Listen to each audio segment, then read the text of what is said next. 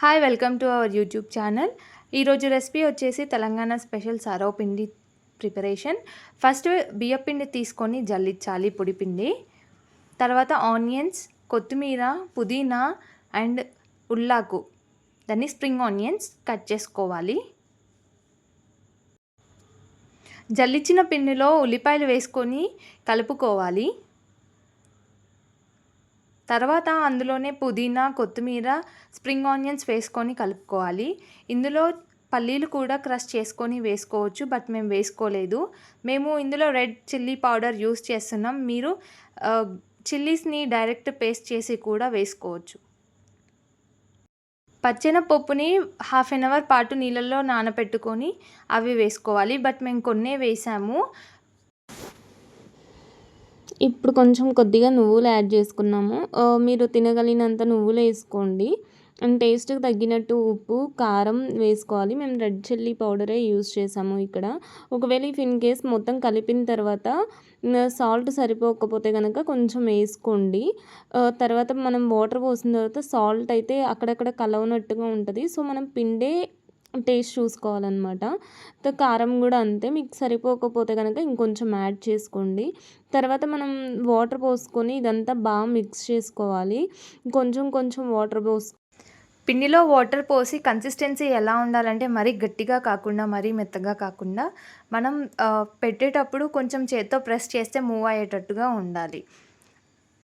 ఇది పెట్టుకోవడానికి సర్వపిండి గిన్నెలు అనేవి దొరుకుతాయి. తెలంగాణలో అయితే మీకు అవైలబుల్గా ఉంటాయి. ఇఫ్ గిన్నెలు మాత్రం లేకపోతే కళాయిలో కానీ అట్ల పెనం పైన కూడా పెట్టుకోవచ్చు. ఇఫ్ ఇన్ కేస్ మీకు కావాలంటే ఇంకొంచెం ఇంగ్రీడియంట్స్ కూడా యాడ్ చేసుకోవచ్చండి. లైక్ కరివేపాకని, పల్లీలు ముందుగా చెప్పినట్టు పల్లీలని, ఇంకా మనం కొంచెం అల్లం పేస్ట్ కూడా మిక్సీ చేసుకొని కలుపుకోవచ్చండి. ఆ తర్వాత మేము ఈ పిండిని ఒక చిన్న సైజు ఉండలుగా చేసుకొని ఆ ఉండల్ని ఆ గిన్నెలో కొంచెం ఆయిల్ వేసి అలా ప్రెస్ చేసుకోవాలండి. ఆ గిన్నెకి మొత్తం అయ్యేలాగా ప్రెస్ చేసుకోవాలి మనం. మరీ పల్స్గా కాకుండా మరీ మందంగా కాకుండా మీడియంలో మనం ప్రెస్ చేసుకోవాలన్నమాట. ఆయిల్ ఎందుకు అంటే గిన్నెకి అతుక్కోకుండా ఉండడానికి అన్నమాట. తర్వాత మంచిగా నీట్గా కాలిద్ది కూడా.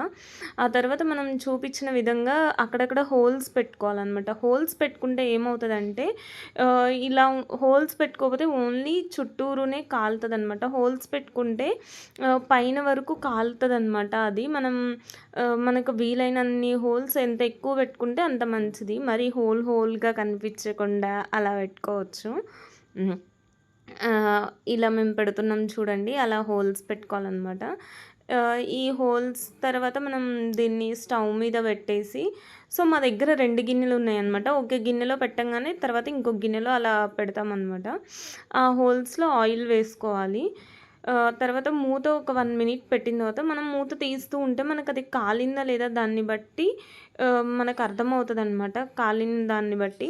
సో మనం తర్వాత అది కాలిన తర్వాత మనం గంటెతో తీసి పక్కన పెట్టుకోవాలన్నమాట. అండ్ నెక్స్ట్ ఇంకొక దానిలో కూడా ఈ లోపల ప్రాసెస్ అవుతూ ఉంటుంది. మళ్ళీ ఏం చేస్తామంటే ఈ ఆయిల్ తీసి దానిలో వేసేసి మళ్ళీ కొంచెం ఆయిల్ వేసుకొని ఇలా ప్రెస్ చేస్తూ ఉంటామన్నమాట.